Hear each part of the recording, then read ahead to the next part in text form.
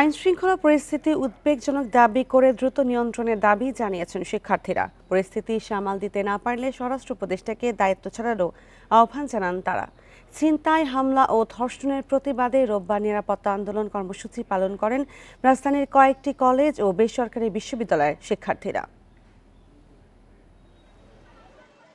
সম্প্রতি আলোচিত একাধিক ধর্ষণ ও নারী নির্যাতনের প্রতিবাদ এবং সাধারণ মানুষের নিরাপত্তা নিশ্চিতের দাবিতে ইডেন মহিলা কলেজের মূল ফটকে দাঁড়িয়ে বিক্ষোভ সমাবেশ করেন ছাত্রীরা।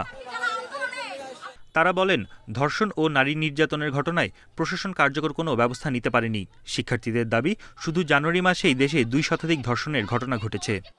এই ধর্ষকদের যদি কোনো সুষ্ঠু বিচার না পায় তাহলে তারা রাস্তায় আবারও দাঁড়াতে বাধ্য হবে। তার অতি সত্বর আপনারা এটা রেসপেক্ট যদি না নেন তাহলে এই যে স্বরাষ্ট্র উপদেষ্টা, এই যে আইন উপদেষ্টারা বসে আছেন, তাহলে এই যে চেয়ারে বসার তো কোনো মানে নাই। আইন শৃঙ্খলা পরিস্থিতি নিয়ন্ত্রণে প্রশাসনের ভূমিকা প্রশ্নবিদ্ধ দাবি করে দেশে দ্রুত গণতান্ত্রিক পরিবেশ তৈরির আহ্বান জানান তারা। এই অভ্যুত্থানের সামনের সারিতে রেখে নেতৃত্ব দিয়েছে সেই নারীরা আজকে ঘরের মধ্যেও সে নিরাপদ বোধ করছে না। যে রাষ্ট্র নারীর নিরাপত্তা নিশ্চিত করতে পারবে না, সেই রাষ্ট্র আমরা চাই না, এই রাষ্ট্র প্রধানও আমরা চাই না। ছিনতাই, ডাকাতি ও সব ধরনের অরাজকতার বিরুদ্ধে প্রতিবাদ মিছিল করে সরকারি তিতুমির কলেজের শিক্ষার্থীরাও।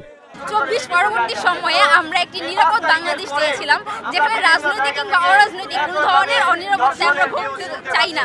শুধু শাস্তির আওতায় নয়, তাদেরকে মুক্ত জায়গায় শাস্তি দিন, যেন সারা বাংলাদেশের জনতা দেখতে পায় ধর্ষণের শাস্তি মুক্ত অবস্থায় তাকে গুলি করে হত্যা করা হয়েছে। ব্র্যাক বিশ্ববিদ্যালয়ের সামনেও নিরাপত্তা আন্দোলন কর্মসূচি পালন করেন শিক্ষার্থীরা। এ সময় তারা বিভিন্ন প্রতিবাদী প্ল্যাকার্ড প্রদর্শন করে দ্রুত আইনশৃঙ্খলা পরিস্থিতি উন্নতির দাবি জানান। পরিপূর্ণ নিরাপত্তা না দিতে পারলে দায়িত্বরতদের সরে যাওয়ারও আহ্বান জানান তারা। উনি যদি না পারেন, প্লিজ আপনি না পারলে আমাদের দেশকে আরো এরকম 2 দিনে 17টা থেকে 50টা ধর্ষণে নিয়ে যায়েন না। সরকারের এখন উচিত পুলিশ প্রশাসনকে একটু স্ট্রংলি হ্যান্ডেল করা। 5 আগস্ট স্বৈরাচার পতনের পরও দেশে আইনশৃঙ্খলা পরিস্থিতির উন্নতি না হওয়ায় হতাশা প্রকাশ করেন তারা। বন ইবনে কামাল, ইন্ডিপেন্ডেন্ট নিউজ, ঢাকা। রোববার সন্ধ্যার পর থেকে হঠাৎ তথ্য উপদেষ্টা নাহিদ ইসলামের পদত্যাগের গুঞ্জন ছড়িয়ে পড়ে। মূলত প্রধান উপদেষ্টার সাথে তার সাক্ষাৎকে ঘিরে ছড়ায় গুঞ্জন। তবে পদত্যাগের খবরটি সঠিক না বলে নিশ্চিত করেছেন নাহিদ ইসলাম। বৈষম্য বিরোধী ছাত্র আন্দোলন ও নাগরিক কমিটির সহায়তায় বুধবার একটি রাজনৈতিক দল আত্মপ্রকাশের কথা রয়েছে, যার আহ্বায়ক হিসেবে আলোচনায় রয়েছে নাহিদ ইসলামের নাম। 17 ফেব্রুয়ারি উপদেষ্টা জানান, রাজনৈতিক দলে গেলে সরকার থেকে পদত্যাগ করবেন তিনি। বৈষম্য বিরোধী ছাত্র আন্দোলনের মুখপাত্র হিসেবে পরিচিত নাহিদ ঢাকা বিশ্ববিদ্যালয়ের 2016-17 শিক্ষাবর্ষে সমাজবিজ্ঞানের ছাত্র। 5 আগস্ট ছাত্র জনতার আন্দোলনের মুখে ভারতে পালিয়ে যান শেখ হাসিনা। 8 আগস্ট অধ্যাপক মোহাম্মদ ইউনূসের নেতৃত্বে গঠিত অন্তর্বর্তী সরকারের উপদেষ্টা হন বৈষম্য বিরোধী ছাত্র আন্দোলনের 3 নেতা নাহিদ ইসলাম, আসিফ মাহমুদ ও মাহফুজ আলম।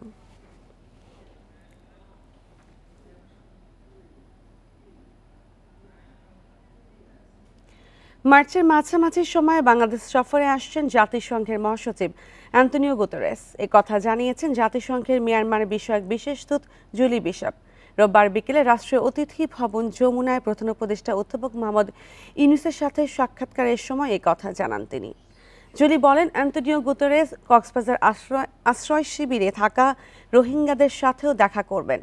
বৈঠকে রোহিঙ্গা সংকটের সমাধান এবং বাংলাদেশের দক্ষিণ পূর্বাঞ্চলে বসবাসরত 10 লাখের বেশি বাস্তুচ্যুত রোহিঙ্গাকে মানবিক সহায়তার জন্য নতুন দাতাদের সম্পৃক্ত করার বিষয়ে আলোচনা করেন অধ্যাপক ইউনূস ও জুলি বিশপ।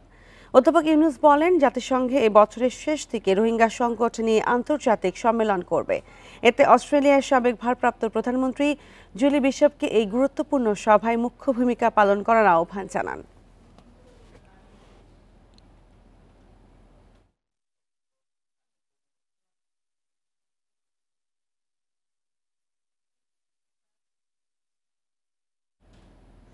রোহিঙ্গা সংকট নিরসনে মিয়ানমার সরকার ও আরাকান আর্মি সহ সব পক্ষের সাথে আলোচনা চলছে বলে জানিয়েছে ঢাকা সফররত মিয়ানমার বিষয়ক জাতিসংঘ মহাসচিবের বিশেষ দূত জুলি বিশপ। রোববার দুপুরে পররাষ্ট্র মন্ত্রণালয়ে তিনি পররাষ্ট্র উপদেষ্টা তৌহিদ হোসেনের সাথে বৈঠক করেন। ঘণ্টাব্যাপী বৈঠক শেষে বিশপ বলেন, রোহিঙ্গা সংকটের টেকসই সমাধান চায় জাতিসংঘ। রোহিঙ্গারা যাতে সসম্মানে নিজ দেশে ফিরতে পারে তা নিশ্চিত করাই লক্ষ্য। তবে মিয়ানমারের পরিস্থিতি জটিল মন্তব্য করে জুলি আরও জানান, সেখানকার পরিস্থিতি স্বাভাবিক করতে প্রতিবেশী দেশগুলোর সাথেও আলোচনা চলছে। কাল কক্সবাজারে রোহিঙ্গাদের আশ্রয় শিবির পরিদর্শন করবেন জুলি বিশপ।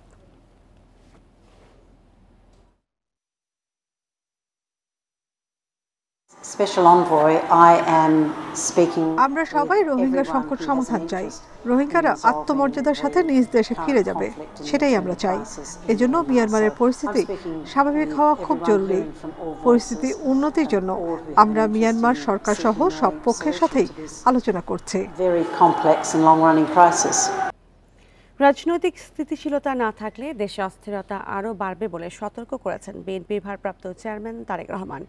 রোববার বিকেলে ঢাকা বার আইনজীবী ফোরামের ৩১ দফা নিয়ে প্রশিক্ষণ কর্মশালায় দেওয়া ভার্চুয়াল বক্তব্যে তিনি এই সতর্কতা দেন। এ সময় সংসদীয় সংস্কারের একমাত্র জায়গা বলে মন্তব্য করেন তিনি। রাষ্ট্রকাঠামো মেরামতে ৩১ দফা নিয়ে ধারাবাহিক কর্মশালা করছে বিএনপি। এরই অংশ হিসেবে ঢাকা বার আইনজীবী সমিতি মিলনায়তনে এ আয়োজন। কর্মশালার শুরুতে বক্তব্য রাখেন আইনজীবী সমিতির বিভিন্ন পর্যায়ের নেতারা। কর্মশালায় লন্ডন থেকে ভার্চুয়ালি যোগ দেন বিএনপির ভারপ্রাপ্ত চেয়ারম্যান তারেক রহমান। বলেন, সরকারে থাকা কয়েকজনের মন্তব্যে মনে হচ্ছে তারা তাদের মূল লক্ষ্য থেকে সরে যাচ্ছেন।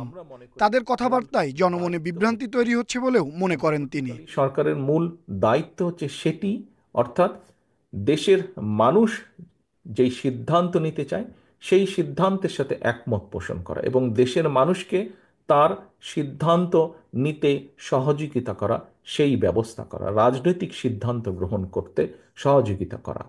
সংসদই সংস্কার বাস্তবায়নের একমাত্র জায়গা উল্লেখ করে বিএনপির ভারপ্রাপ্ত চেয়ারম্যান বলেন, দেশ অস্থিতিশীল হলে অর্থনীতি সহ সব খাতই ক্ষতিগ্রস্ত হবে। যখনই রাজনৈতিক অস্থিরতা থাকবে, রাজনৈতিক স্টেবিলিটি যদি আমরা এনশিওর করতে না পারি, তাহলে আমরা যে যত সংস্কারই ঘোষণা করি না কেন, যে যত নীতি গ্রহণ করি না কেন, কোনোটি সাকসেসফুল হবে না। রাজনীতি অস্থির হলে এটি এফেক্ট করবে অর্থনীতিতে এবং অর্থনীতি এফেক্ট করবে সবকিছুকে। তারেক রহমান বলেন, সংসদ কার্যকর করতে যত দেরি হবে, রাজনৈতিক, সামাজিক, অর্থনৈতিক সহ সব খাতে ততই অস্থিরতা বাড়বে। আনোয়ার সাদাত নূর, ইন্ডিপেন্ডেন্ট নিউজ, ঢাকা। আওয়ামী লীগ সরকার মিথ্যা মামলা ও মৃত্যুদণ্ড দিয়ে দমিয়ে রাখার চেষ্টা করেছিল বলে মন্তব্য করেছেন সাবেক স্বরাষ্ট্র প্রতিমন্ত্রী লুৎফুজ্জামান বাবর।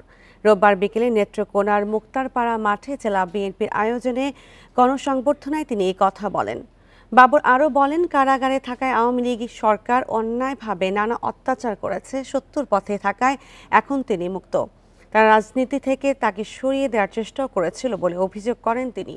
বলেন, ফ্যাসিস্ট পালিয়ে গেলেও এখনও তারা ফিরে আসার পায়তারা ও ষড়যন্ত্র করছে। ফ্যাসিস্টদের রুখে নিতে সবাইকে ঐক্যবদ্ধ থাকার আহ্বান জানান তিনি। অন্তর্বর্তী সরকারের প্রতি দ্রুত নির্বাচন আয়োজনের আহ্বান জানান বাবর।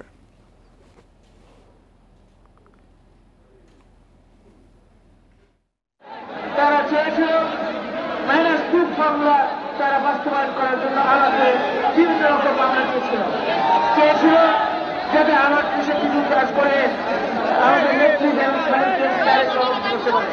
আল্লাহর রহমতে আমার ইমানি শক্তি এমন শক্তিশালী করে দিয়েছে আল্লাহ, যে কারণে আল্লাহর রহমতে কেউ আমাদের কিছু করতে পারেনি। দীর্ঘ 17 বছর গণতান্ত্রিক সরকার প্রতিষ্ঠার জন্য আন্দোলন সংগ্রাম করেছেন বলে মন্তব্য করেছেন বিএনপির ভাইস চেয়ারম্যান আব্দুল আওয়াল মিন্টু। রোববার সন্ধ্যায় পিরোজপুরের টাউন ক্লাব মিলনায়তনে জেলা বিএনপির আহ্বায়ক কমিটির সাথে বরিশাল বিভাগীয় সাংগঠনিক টিমের মতবিনিময় সভায় শেষে তিনি কথা বলেন। এ সময় মিন্টু বলেন, যত তাড়াতাড়ি সম্ভব জাতীয় নির্বাচন দিয়ে দেশে গণতন্ত্র প্রতিষ্ঠা করতে হবে। অগণতান্ত্রিক সরকার বা অনির্বাচিত সরকারের মাধ্যমে গণতন্ত্র ফিরিয়ে আনা যাবে না বলেও জানান তিনি। যত তাড়াতাড়ি সম্ভব অবাধ ও সুষ্ঠু গ্রহণযোগ্য নির্বাচন দেওয়ার আহ্বান জানান আব্দুল আওয়াল মিন্টু। তিনি হুঁশিয়ারি দেন, যদি গণতান্ত্রিক সরকার প্রতিষ্ঠায় ধীরগতি দেখা দেয় তাহলে বিএনপির স্ট্যান্ডিং কমিটির সিদ্ধান্ত নিয়ে পদক্ষেপ গ্রহণ করা হবে।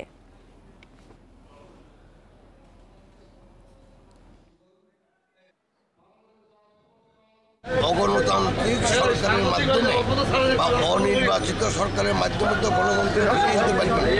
অতএব আমরা প্রথমে গণতান্ত্রিক সরকার চাই, সেজন্য আমরা অবাধ সুষ্ঠু গ্রহণযোগ্য নির্বাচন যত তাড়াতাড়ি সম্ভব সেটাই আমরা চাই। ছাত্রদল নিষিদ্ধ ঘোষিত ছাত্রলীগের পথে হাঁটছে বলে মন্তব্য করেছেন ছাত্র শিবির সভাপতি জাহিদুল ইসলাম।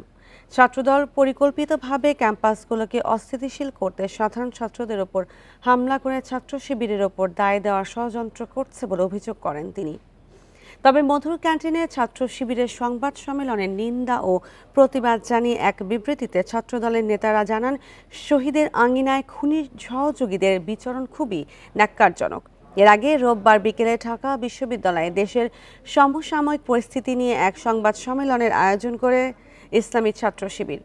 ছাত্র রাজনীতি নিয়ে যে জন আকাঙ্ক্ষা তৈরি হয়েছিল তা কিছু ছাত্র সংগঠনের সন্ত্রাসী কর্মকাণ্ড, চাঁদাবাজি, দখলদারি চালু রাখায় শিক্ষার্থীদের মধ্যে রাজনীতি বিমুখতা তৈরি হয়েছে, যাতে শিক্ষার পরিবেশ বিনষ্ট হচ্ছে।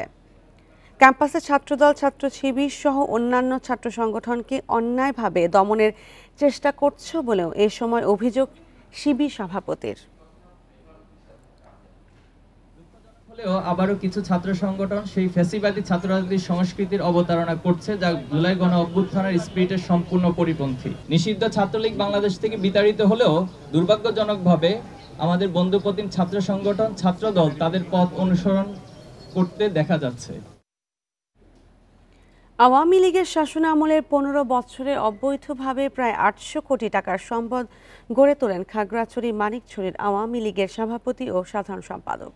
জমি দখল, বাজারে ইজারা, প্লট বাণিজ্য ও বাগান দখলেরও অভিযোগ রয়েছে তাদের বিরুদ্ধে। প্রশাসনের কাছে অভিযোগ দিয়েও প্রতিকার পায়নি ভুক্তভোগীরা। খাগড়াছড়ির মানিকছড়ির হাজীপাড়ার এই বিলাসবহুল বাড়ির মালিক উপজেলা আওয়ামী লীগের সভাপতি ও সাবেক উপজেলা পরিষদের চেয়ারম্যান জয়নাল আবিদিনের। গত 15 বছরে অবৈধ সম্পদের পাহাড় গড়ে তোলেন তিনি। এমন অভিযোগ উপজেলা আওয়ামী লীগের সাধারণ সম্পাদক মাইনুদ্দিনের বিরুদ্ধেও। মানিকছড়ি বাজারে জায়গা দখল করে মার্কেট নির্মাণ, বাণিজ্যিক প্লট স্থাপন, এমনকি কৃষকের জমি দখল করে বাগান গড়ে তোলেন তারা। আর তিনটহরি বাজারে পুকুর ও জলপ্রবাহ ভরাট করে প্লট ও মার্কেট নির্মাণ করেন এই দুই নেতা। দলীয় ক্ষমতার অপব্যবহারের অভিযোগ ভুক্তভোগীদের। আওয়ামী সরকারের এই লোকেরা জায়গাটার ঘর ছিল, ওই ঘরটার ভাগিয়ে তারা জোরপূর্বক ওই নিয়ে নিছে। চেয়ারম্যান আর কি নাম মাইনুদ্দিন সাহেব, এরা জোরপূর্বক প্লটগুলো নিয়ে গেছে, নেওয়ার পরে অন্য জায়গায় বিক্রি করছে।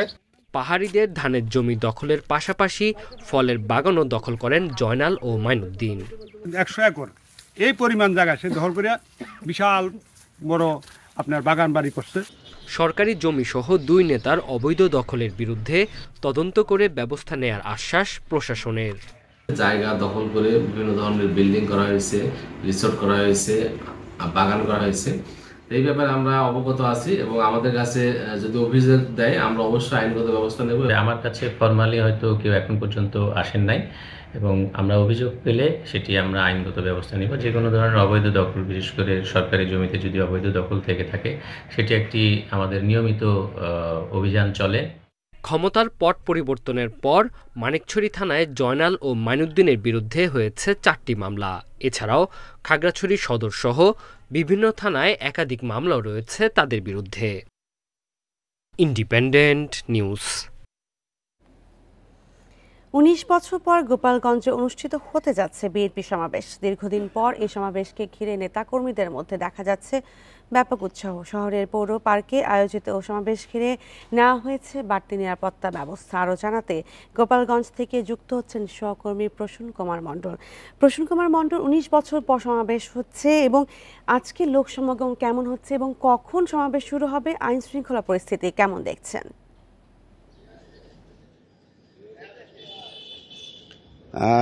আমি আপনাদের জানাচ্ছি যে গোপালগঞ্জে দীর্ঘ 19 বছর পর বিএনপি এই বড় ধরনের সমাবেশ করতে যাচ্ছে। উন্মুক্ত স্থানে বিএনপির এই 19 বছরের প্রথম সমাবেশ আজ। এই সমাবেশে কেন্দ্রীয় বিএনপির ভাইস প্রেসিডেন্ট আসাদুজ্জামান রিপন প্রধান অতিথি হিসাবে থাকবেন। এখানে শামা ওবায়েদ বক্তব্য রাখবেন এবং স্থানীয় এবং কেন্দ্রীয় বিএনপির নেতৃবৃন্দ বক্তব্য রাখবেন বলে বিএনপি সূত্রে আমরা জানতে পেরেছি। আর এই সমাবেশকে ঘিরে গোপালগঞ্জে কিন্তু একটা শাসসাত রব বিরাজ করছে। সেটা হচ্ছে বিভিন্ন ইউনিয়ন থেকে শুরু করে জেলা সদর পর্যন্ত তোরণ, ফেস্টুন এবং ভবিষ্যৎ নেতৃত্ব তৈরির যে একটা প্রতিযোগিতা, সেই প্রতিযোগিতা এই তরুণ এবং ফেস্টুনের মাধ্যমে আমরা বুঝতে পারছি। এখানে বিএনপি থেকে গতকাল একটি প্রেস কনফারেন্স করা হয়েছিল, সেখান থেকে দাবি করা হয়েছে এই সমাবেশে 30 থেকে 40 হাজার লোকের সমাবেশ ঘটবে। আর সমাবেশকে নিরাপত্তা দিতে জেলা প্রশাসন এবং পুলিশ প্রশাসনের পক্ষ থেকে ব্যাপক নিরাপত্তা ব্যবস্থা জোরদার করা হয়েছে। ইতিমধ্যে সমাবেশস্থল এখন ফাঁকা রয়েছে, তবে নেতাকর্মীরা এখনো এখানে আসেনি। আর কিছু সময় পরেই সকাল 10টায় এই সমাবেশ শুরু হবে। এই সমাবেশে গোপালগঞ্জের বিভিন্ন ইউনিয়ন এবং ওয়ার্ড কমিটির নেতৃবৃন্দ থেকে শুরু করে জেলার সকল বিএনপি নেতাকর্মী এবং সহযোগী সংগঠনের নেতাকর্মীরা উপস্থিত থাকবেন বলে বিএনপি সূত্রে আমরা জানতে পেরেছি। তবে এই সমাবেশকে ঘিরে গোপালগঞ্জে যে একটা রাজনৈতিক পরিবেশ তৈরি হয়েছে, সেইটা হচ্ছে বিগত আওয়ামী লীগ সরকারের আমলে বিএনপির কোনো রাজনৈতিক কর্মকাণ্ডে আমরা এই খোলা মাঠে বা রাজপথে দেখিনি। তারা এই প্রথম গোপালগঞ্জের উন্মুক্ত মঞ্চে সমাবেশ করার জন্য আয়োজন করেছেন। তবে বিএনপি সূত্র দাবি করেছেন তাদের বিগত 15 বছর থেকে শুরু করে আওয়ামী লীগ সরকারের যে শাসন আমল ছিল, এই সময়ে তাদের বিভিন্ন সমাবেশ এবং দলীয় কর্মকাণ্ড করতে দেয়নি বিধায় তারা এই সমাবেশগুলি করতে পারেননি। এই ছিল সমাবেশকে ঘিরে আমার কাছে সর্বশেষ। দীর্ঘ 19 বছর পর অনুষ্ঠিত হতে যাচ্ছে বিএনপি সমাবেশ গোপালগঞ্জে, এবং সে বিষয়ে জানাচ্ছিলেন সহকর্মী প্রসূন কুমার মণ্ডল। গত বছর শুধু মোটরসাইকেল দুর্ঘটনায় মারা গেছে 2609 জন। এর 37% ঘটেছে হেলমেট না পরার কারণে। ব্র্যাক ও বিশ্ব ব্যাংকের জরিপে এসব তথ্য উঠে এসেছে। গবেষকেরা জানান, বিএসটিআই অনুমোদিত হেলমেট ব্যবহার করেন মাত্র 3% চালক ও 2.5% যাত্রী। রোববার সকালে রাজধানীতে এক সভায় আলোচকরা এসব কথা বলেন। দ্রুত গন্তব্যে পৌঁছানো যায় তাই মোটরসাইকেল ব্যাপক জনপ্রিয়, কিন্তু অনেক চালক ও আরোহী হেলমেট ব্যবহার করেন না। যাও ব্যবহার হচ্ছে তাও নিম্নমানের। অথচ এক জরিপে দেখা গেছে সড়কে 40%ই মোটরসাইকেল দুর্ঘটনা ঘটছে।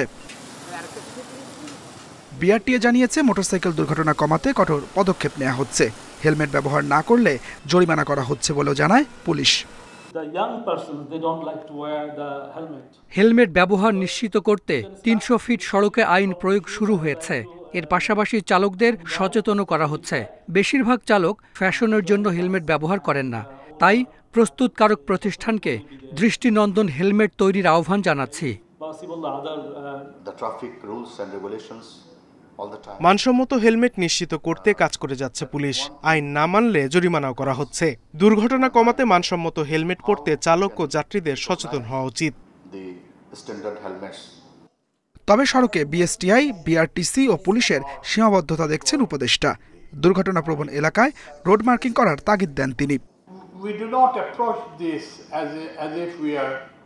হেলমেট অবশ্যই মানসম্মত হতে হবে, সেটা নিশ্চিত করতেই হবে।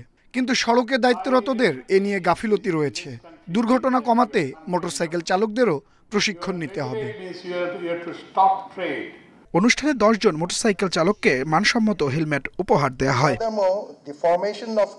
Adilur Rahman, independent news, Dhaka. পরিকল্পনা উন্নয়ন বিষয়ে সরকারকে পরামর্শ দেওয়ার লক্ষ্যে যাত্রা শুরু করল foundation for strategic and development studies নামের নতুন সংস্থা। সব অংশীদারের মধ্যে সহযোগিতা বাড়িয়ে জাতিকে ঐক্যবদ্ধ করতেও কাজ করবে তারা। রোববার রাতে রাজধানীর একটি হোটেলে এর উদ্বোধন হয়। অনুষ্ঠানে উপস্থিত ছিলেন সেনাপ্রধান জেনারেল ওয়াকারুজ্জামান। আরও ছিলেন বিএনপির মহাসচিব মির্জা ফখরুল ইসলাম আলমগীর, স্থায়ী কমিটির সদস্য আমির খসরু মাহমুদ চৌধুরী, জামায়াত ইসলামের নায়েবে আমির ডক্টর সৈয়দ আবদুল্লাহ তাহির সহ বিশ্ববিদ্যালয়ের শিক্ষক, সাংবাদিক সহ বিশিষ্টজনেরা।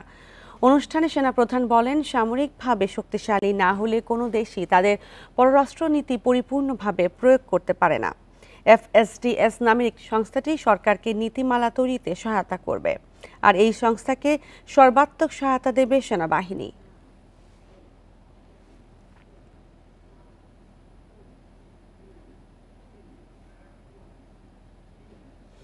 এবার রোজায় খেজুরের দাম গতবারের চেয়ে 20% কম হবে। ব্যবসায়ীরা বলছেন শুল্ক কমানো ও সিন্ডিকেট ভাঙায় এবার খেজুরের আমদানি বেড়েছে। ভোক্তাদের আশা বাজারে নজরদারি থাকলে কম দামে খেজুর পাওয়া যাবে। ইফতারের অন্যতম খাবার খেজুর। রোজায় এগিয়ে আসায় রাজধানীর পাইকারি বাজার বাদামতলীতে বিক্রি বেড়েছে। সব আড়তে বিভিন্ন মানের খেজুরে ভরপুর। শুল্ক 25 থেকে কমিয়ে 15% করায় আমদানিও বেড়েছে। ব্যবসায়ীরা বলছেন আওয়ামী লীগের সময় খেজুর আমদানি নিয়ন্ত্রণ করত নজরুল ইসলামের নাসা ও হাজি সেলিমের মদিনা গ্রুপ। এবার সে সিন্ডিকেট ভেঙেছে। গতবার খেজুর এসেছিল 20,500 টন, এবার আমদানি হয়েছে 44,000 টন। ডলারের দাম বেশি, গত বছরের থেকে বেশি হলেও সরকার কিছু সিদ্ধান্ত নিয়েছে এবং তারা ডিউটি ছাড় দিয়েছে এবং ভ্যালুতে টেরি ভ্যালু যেটা ছিল অ্যাসেসমেন্ট ভ্যালু সেটার ভিতরে ছাড় দিয়েছে এবং সামনে আরও ছাড় দিতে যাচ্ছে। খেজুরের মার্কেট বরাবরই এবছর গত বছরের দিকে কম থাকে। গত বছর মাবরুর জাতের খেজুরের দাম ছিল 1400 থেকে 1500 টাকা, এবার বিক্রি হচ্ছে 1200 টাকায়। আজোয়া খেজুর বিক্রি হচ্ছে 800 টাকায়। জায়েদি খেজুরের মান ভেদে বিক্রি হচ্ছে 250 থেকে 400 টাকায়। এই খেজুরগুলো আমরা গেলে বছর বিক্রি করছি 1400 টাকা, এখন 1200 টাকা, 1250 টাকা এমন। তাহলে খেজুরের দাম অনেক কম আছে, মানুষের ক্রয় ক্ষমতার ভিতরে আছে। সরকার যদি কিছু নিয়ন্ত্রণ করে বাজার, তাহলে তো অনেক ভালো সবার জন্য, গরিব গুলার জন্য ভালো। প্রাইসটা যেন একটু কম হয়, আমি ক্রয় যখন করব তখন আমার ইন্টারেস্ট হচ্ছে যেন একটু কম হলে আমার জন্য বেটার। রমজান উপলক্ষে খোলা ট্রাকে খেজুর বিক্রি করছে টিসিবি, বিক্রি হচ্ছে 155 টাকা দরে। Shahid Ahmed, independent news, Dhaka. রমজান সামনে রেখে চট্টগ্রামে এখনও অনেকটা স্থিতিশীল বেশিরভাগ নিত্যপণ্যের দাম। অন্যান্য বছর বিভিন্ন ভোগ্যপণ্য নিয়ে সিন্ডিকেট হলেও এবার পাল্টে গেছে চিত্র। ব্যবসায়ীরা বলছেন এবার সরবরাহ বেশি থাকায় উল্টো ক্ষতির মুখে তারা। তবে এখনও বাজারে মুনাফালোভী সিন্ডিকেট সক্রিয় বলে মন্তব্য বিশ্লেষকদের। রাজনৈতিক পট পরিবর্তনের পর গেল আগস্টে দেশে ভোগ্যপণ্যের সবচেয়ে বড় পাইকারি বাজার চট্টগ্রামের খাতুনগঞ্জে হু হু করে বেড়েছে পেঁয়াজ, রসুন, আদার মতো অনেক পণ্যের দাম। আশঙ্কা ছিল দিনে দিনে তা আরও বাড়বে। তবে এখন পর্যন্ত গতবারের চেয়ে কম দামেই পাওয়া যাচ্ছে রমজানের দরকারি ভোগ্যপণ্য। শুল্ক কমায় চলতি বছর খেজুরের পাইকারি বাজারে দাম কমেছে 30% পর্যন্ত। পেঁয়াজ, রসুন, আদার দামও আগস্টের তুলনায় অনেক কম। গত রমজানের চাইতে অনেকটা কম আসছে, এবার বাজারটা কম। দেশি পেঁয়াজের পাশাপাশি ইন্ডিয়ান পেঁয়াজটাও আছে আমাদের বাজারে। আমরা ব্যবসা যারা করি, আমরা হলো কমিশনে ব্যবসা করি, আমরা তো বাড়ানোর কোনো প্রশ্ন আসে না। দেখা গেল পাটির কিনা বেশি, তখন যদি কয় বলে আমার এই দামে বেচবেন, আমরা ওই দামে বেশি। ব্যবসায়ীরা বলছে রমজানে ভোগ্যপণ্যের চাহিদার তুলনায় এবার আমদানি অনেক বেশি।